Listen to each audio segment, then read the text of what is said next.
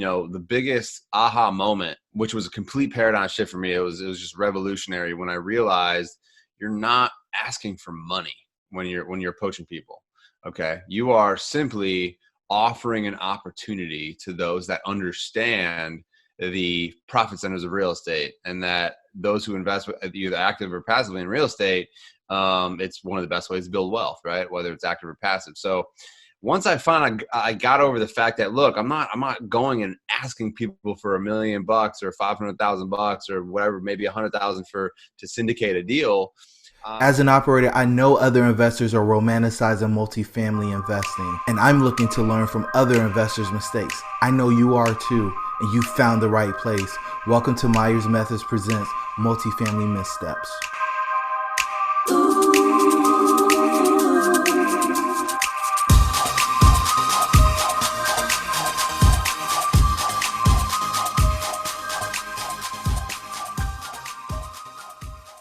Hey everybody, and welcome to Myers Methods Presents Multifamily Missteps. I'm your host, Jerome, and I've got my main man, Tim Kelly, with me today. Tim, where are you?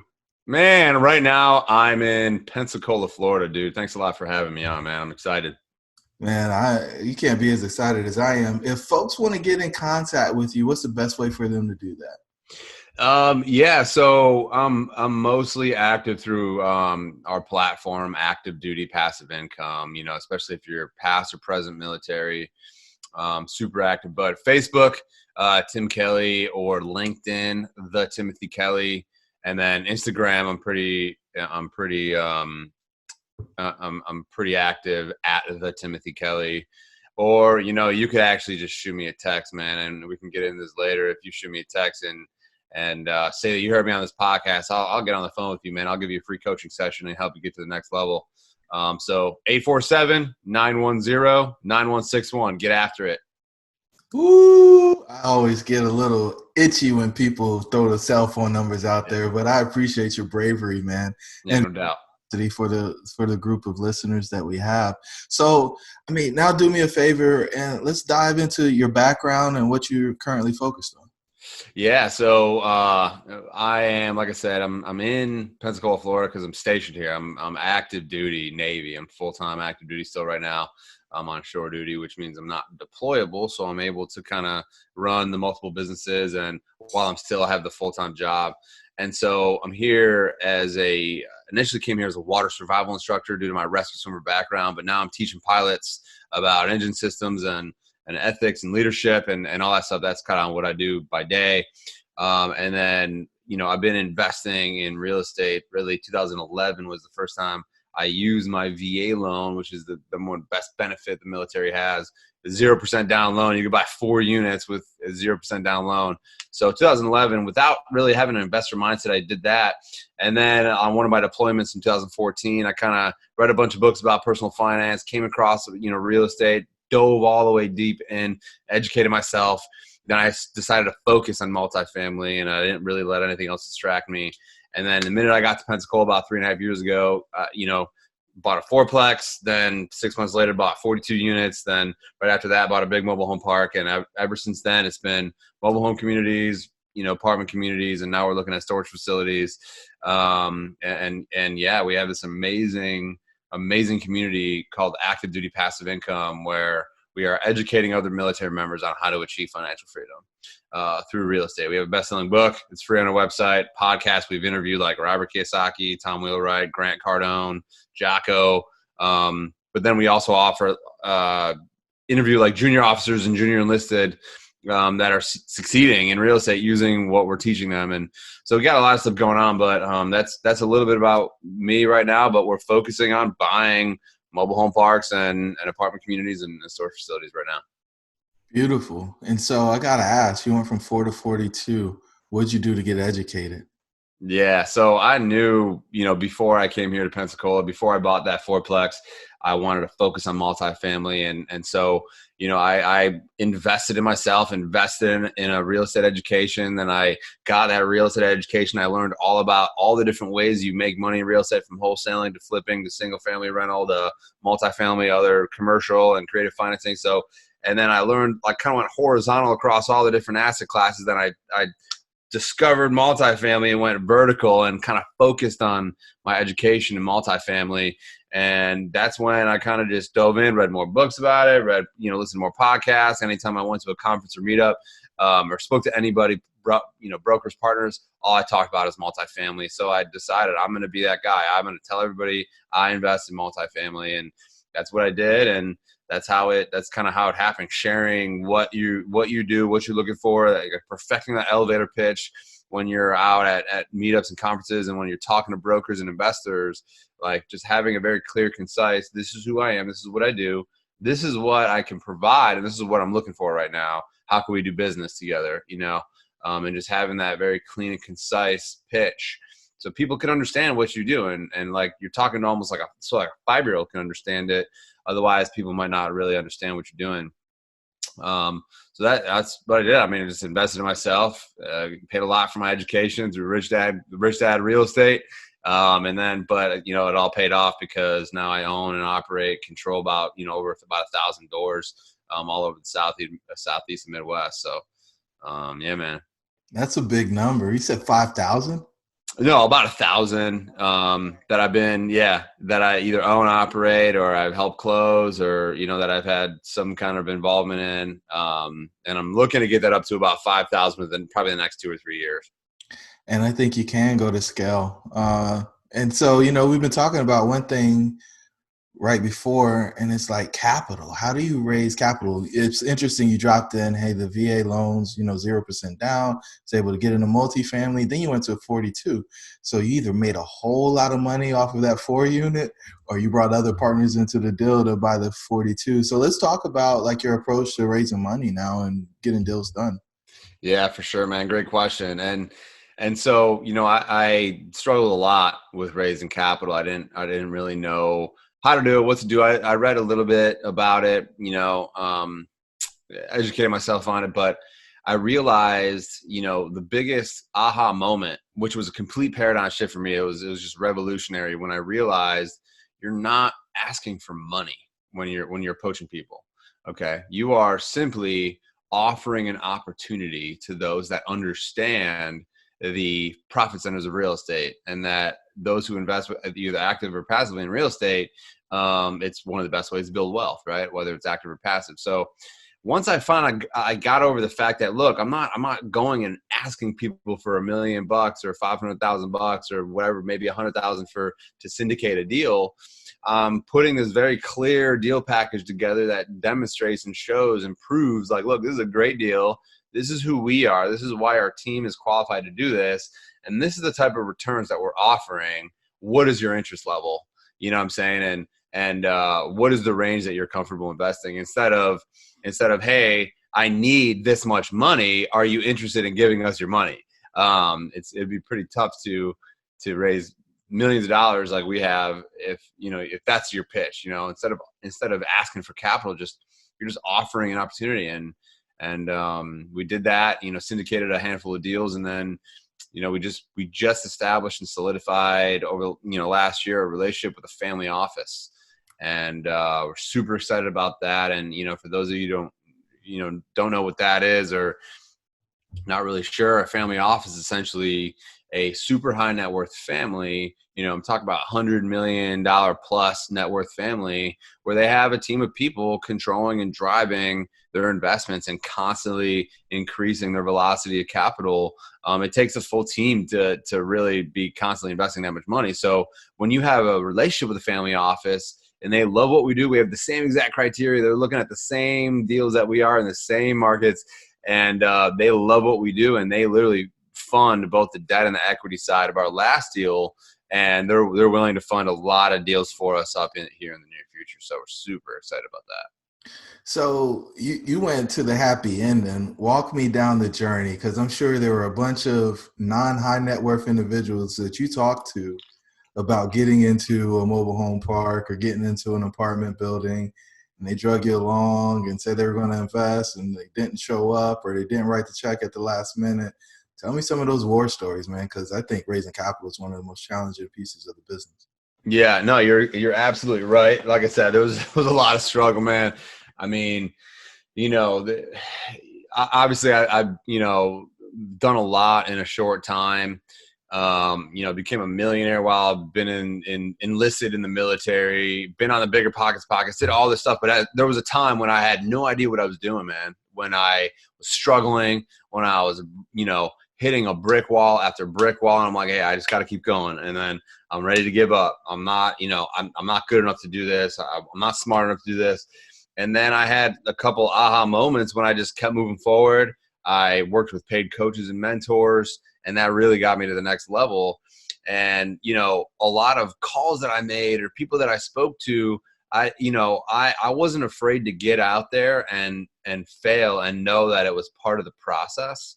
When I was pitching people deals, I wasn't following up with them. And if they weren't right there and willing to invest right there on the spot, I would get a little discouraged. But then, working with coaches and mentors and continuing to educate myself, I realized that, just like in when we're looking at deals, you got to analyze a lot of deals before you find a small amount, that will make sense to put an offer in. Maybe one of those offers will stick and you'll get under contract, right? So it's the same thing for raising capital. I mean, you got to talk to 100 people, and, maybe people who, like, maybe 10 of those people, their interest level will be above like a 6 or a 7. And maybe 1 or 2 of those people will actually end up investing. Even when you get like a hard commitment, if someone says, yeah, I'm in, count me in, you mark them down, and you don't know until you send them the wiring instructions. And they're like, and then maybe half of those people will actually wire their funds. So it's not over till it's like really the wires are actually sent. But it was just talking to people and not giving up, man. Not quitting and knowing that there are so many people out there that want to invest in real estate, but don't have the time, don't have the knowledge, or just are too lazy to actively invest. Like a lot of people listening, like you and I, were willing to find the deals, negotiate the deals, build relationships with the brokers, put the deals under contract, conduct due diligence, get it to the closing table, do everything that it takes. But so many people out there just want to take their capital that they have over the years they've saved and give it to you. You just have to approach them with this opportunity. Again, not approach them asking for capital, just approach them asking, like, just offering this opportunity. And most people don't realize that the people who would probably invest with you just don't even know what you do. They don't know that you're a multifamily investor. They don't know that you're offering this opportunity, because in this business, you may have heard this before, but it's a little bit about what you know. You have to be able to talk with investors, with brokers. It's more about who you know, right? But it's even more about who knows you, right? And if you're not getting out there on social media, going to conferences, going to meetups, letting people know who you are, what you do, what you can offer them, and then what you're looking for, it's going to be tough to get. It's going to be a big challenge in order, especially to get to the next level, which that first deal, once you get that first deal done, momentum will start picking up and a lot more money will come at you. But and I'm mainly talking to those people who are trying to get through their first deal and trying to raise capital for the first deal. But you just got to keep going. Trust me, there's so many people out there that want to invest. But you just have to approach them with a deal, and you got to have it very clear. You got to prove to them that why you're a good steward of capital, and you got to prove to them that, look, I will deliver these returns. And obviously, you always want to under promise and over deliver on stuff like this. What's up, guys? It's your host, Jerome. I just want to let you know we launched Myers Methods in the fall of 2019 with the ambition to inspire a new breed of multifamily investor. If you are interested in getting into multifamily or scaling your current business, hop over to our website at myersmethods.com to grab your free 4-step guide on how to get the ball rolling in multifamily. Now let's get back to the episode. So what did you say to this family office representative or whoever you engaged in order to get to this place where you guys have worked out this partnership, in order to convince them that, hey, we're the right guys? You mentioned being a great steward of their money. You mentioned, something along the lines of track record. So how do you kind of begin that conversation? And I'd like to add on top of that, like, how did you like scale up your investor flow, right? Because eventually you run out of your own money and friends and family money. So you got to go meet other people. So how do you bridge those two gaps, if you don't mind? Yeah, man. And I'm going to go back and emphasize it's a little bit about what you know. It's more about who you know, but it's even most about who knows you. And, the minute you can get a deal done, um, you'll have the opportunity to maybe get on a podcast and share your story, but you always have the ability to share with the world via all these social media platforms, especially right now. Everybody's spending most of their day on social media to get out and share your story and share your journey. And this is where a lot of people are just afraid to be vulnerable and get out there because they're afraid what they might think, what people might think of them. But when you're tapping into your friends and family, that's one thing. But once that's all exhausted, you have to go connect with new people. And the cool thing is that you putting yourself in the right environments at meetups, at the RIA meetings, at conferences, like masterminds that hopefully you guys are taking advantage of, whether it's on Zoom, whether it's face-to-face or virtual. Sharing with people what you do, what you are looking for, right? And what you can provide to them. And it's just getting out there and letting people know. And this is the secret to how I secured that relationship with the family office. And I emphasize this over and over and over. And this is the secret. Okay. Get active on LinkedIn, period. Right. It was because of one LinkedIn post when we were raising capital. We had a mobile home park under contract, and it was a 506c, and we were raising capital through accredited investors. And I posted it on LinkedIn, and there was a little bit of engagement. It's not like thousands of people saw it, but I put the right hashtags and I had the right pictures. And because my profile is professional, this dude saw this post. He's like, yeah, that meets my criteria. I want to invest in mobile home parks in the Midwest, which is what we bought, right? He immediately commented, be like, hey, I'd like to get more information.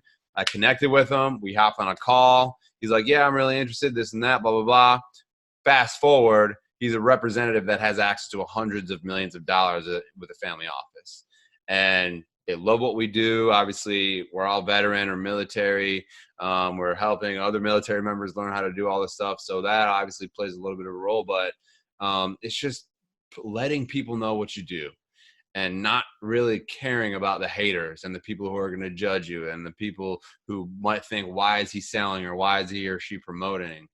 Just letting people know what you're doing, because there's a lot of people that are in your network that you don't even have to build new relationships that would probably invest with you. They just don't know what you're doing or what you could offer to them. So I don't know if it's a fair question, but I'll ask anyway. How many times did you post on LinkedIn, didn't get any likes or comments, and then magically you had this life-changing interaction? A lot of times. I mean, I'm on LinkedIn more than I'm on any other social media platform because it's extremely powerful and extremely underutilized. And I think most people aren't using social media in the way that they should for business. A lot of people are going on social media for entertainment. But if you can go on social media, right, if you could dedicate and time block during an hour or two a day on social media for intentional education or networking or business, that'll be a freaking game changer for you. It'll be revolutionary. And so that's why I'm on LinkedIn more than I'm on Facebook, because there's no social distractions or entertainment type distractions. It's people truly sharing value, networking, connecting. I couldn't even tell you how many people, how many business relationships, how many like podcast swaps and things that have taken place. Clearly, this relationship with the family office have taken place because of my engagement on LinkedIn. So I'm posting pretty much every day, whether it's a blog that it was written myself or in the community, or a podcast that I was on or my community had, or a post, some kind of value, just letting people know, hey, look, this is where my head's at. This is what I've learned through failure. And then I have all this value. Then when it comes to time, like, boom, we got this opportunity, you know, there's going to be people out there behind the scenes that are following you, not liking, not commenting, but then they see this opportunity. Then that's when it really matters. Right. And just like you said, it reminded me, you know, everybody listening, I really hope if this is the one thing that you take away from this, you know, you are one conversation away from a life or business changing evolution, whether it's a LinkedIn post and that one conversation, or whether you go to a meetup and have one conversation, whether you reach out to a, random broker because you see a listing. One broker could set you up and get you wealthy for life. You know, you're one conversation away. So just keep moving forward. Just keep going. Don't be afraid to struggle or failure. It's all part of the process. First deal is always the hardest. But yeah, man, you got to get out there on social media. I'm telling you, the people that are doing that, the people like yourself, creating this podcast platform, creating a thought leadership platform, posting their journey, interviewing other people who are successful that are willing to give back. Those are the people who are picking up a lot of momentum because they're not afraid to be vulnerable and get out there and share. And a lot of people say, well, I'm held back because I'm not a people person, because I'm an introvert. Yeah, well, I mean, some of my most successful partners are introverts. They're far left brains. I'm a far right brain. I'm more creative, forward thinker. I'm a musician. I'm more like outgoing. Introverts, like left brainers, more analytical, data driven, back office. They're usually the underwriters for the deals. So many of my left brain friends have created platforms and have got on podcasts and are speakers now because they forgot about, oh, I'm an introvert. I'm not going to be able to get to the next level. They remove that brick wall that's created when you say, I'm an introvert. I can't do that. Well, figure out how you can, right? And they just figured it out. And if you're really that afraid to get out of your comfort zone, I don't know if you're ready to do business or to be successful. And if sometimes you might just need to find and partner with other people who have that strength. If you're really that weak, focus on your strengths and find partners who are the right brainers, who are the promoters, who can go market, who can go raise capital, who can go sell, because you need all that for a team. You need all that for success. So hopefully, does that answer your question, Matt? Great, man. What I was going to say, if you're the best kept secret in business, then it doesn't do you any good to be in business because nobody can find you and nobody knows. And it's a point that you drove home.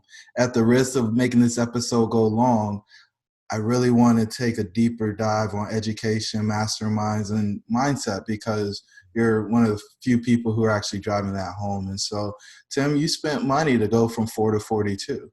And you've spent money to go from 42 to 1,000. So talk to me about like what you thought the best investments were that you made in education or changing your network, because I think that's a gap that a lot of investors aren't willing to bridge.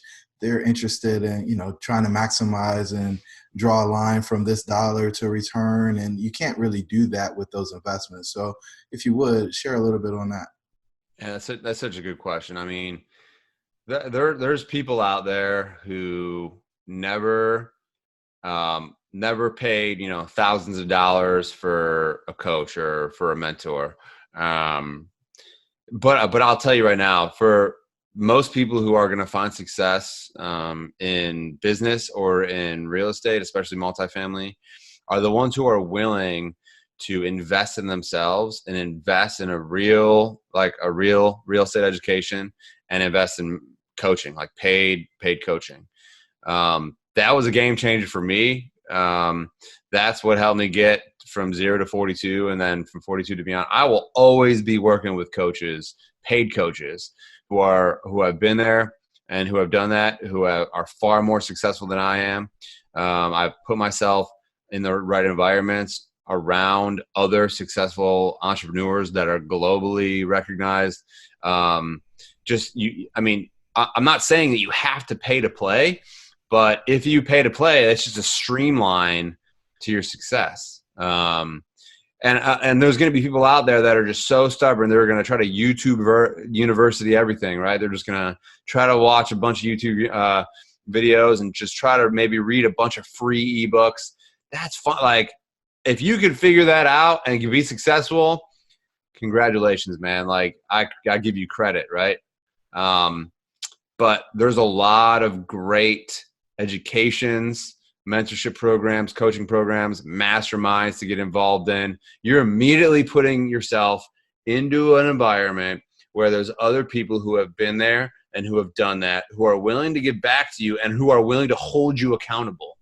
Just the sole fact, even if you're in a mastermind that you're paying and none of them are even like more remotely more successful than you, just the sole fact that you have to come back and report to them, that accountability factor is going to make you break out of your comfort zone. It's going to make you dig deeper and be more successful than you were. Couple that with the fact that there's actually good people who are successful and who are willing to give back and who are success minded and who have invested in themselves and who are literal freaking thought leaders, putting yourself in that room and not even saying a word, just listening to what he or she talks about, what they invest in, how they spend their time, how they treat their spouse, what their spiritual beliefs are, how they give, right? Just hearing these ideas from people that you're surrounding yourself with, having weekly or monthly conversations with, it's a complete game changer. And if you're not willing to invest in yourself, I don't think you deserve to succeed in this business. It's just straight up, I will always be working with paid coaches and mentors because it was revolutionary for me. And that is why Active Duty Passive Income, our platform, we have a residential academy and mastermind, and we have a multifamily academy and mastermind. And I'm the director of multifamily education for Active Duty Passive Income. And that includes we produced the academy, which is 20 very robust modules to teach you everything. And then we have the academy to hold you or we have the mastermind to hold you accountable, where we have multiple Zoom calls. This next week, we're bringing an SEC attorney on to talk about how to be compliant when you're promoting on social media and how to raise capital and what to do during COVID with your tenants and stuff from a legal standpoint. And so we're bringing these big freaking heavy hitters in to teach you guys, but then we're also just talking about, we have people who have closed deals from all over the world because military members are stationed in Italy and Japan and Spain, actually doing deals from overseas because of our guidance. So I'm telling you, like I said, masterminds are it's just a streamline to success. And I've invested thousands and thousands of dollars into my education and into myself. So then when I go invest my money into actual deals and make capital investments into real estate, I know what I'm doing and I'm confident and I'm not taking a risk. Otherwise, you could just go dump your capital into the stock market and gamble it away like you're in Vegas. You know what I'm saying? That's awesome, Tim. I really appreciate you sharing with the listeners today. You already summed it up and put it on a really nice bow on your package when you were talking about, if you're not willing to invest in yourself, you probably don't deserve success. Is there any last words of wisdom for the listeners? Yeah, guys. I mean, mindset is everything. I can talk about mindset for hours and hours and hours and hours. I'm a big fan of it because you could read all the books. You could pay for education. You could know everything there is to know about how to do everything you need to be a successful multifamily real estate investor. But if you're not growing as a person, if you don't grow to the extent, your income is a direct result of how you grow as a person. So as you're learning all the mechanics of real estate, also study how successful people think, okay? And grow your mindset, okay? How they maintain high energy levels, how they work out, what their fitness and nutrition regimen is, how they release stress and relieve their stress, right? What they do for fun, where they go to travel, how they treat their spouse, like the different things that they do and how they how they manage their time. And the most successful people manage their time better than anybody else because they respect their time and other people's times more than anybody else. And that's why I'm a huge advocate of time management, and time blocking has been a game changer. So look that up. But mindset is everything. Your income is only going to grow to the extent that you grow. So the more you grow, the more value you can give, and your abundance that you receive is a direct relation of what you can give. So what you receive in payment is correlated to how much you give. So be a giver. continue to add value. That's why, last thing I'll say, our motto in our community is learn, network, add value, and take action. That's it. That's like the recipe to success. And you could apply that to any facet of life, any business, any industry. That's what it takes to go from not knowing anything to success is learn, network, add value, and take action. Go get it. Thanks, Tim. This has been an awesome interview. I really appreciate you sharing with the community. We'll talk soon. All right, Jerome, be good, man. You made it to this juncture, so you really love what we shared on this episode of Myers Methods Presents Multifamily Missteps. Do us a favor. Give us a 5-star rating. Give us a review.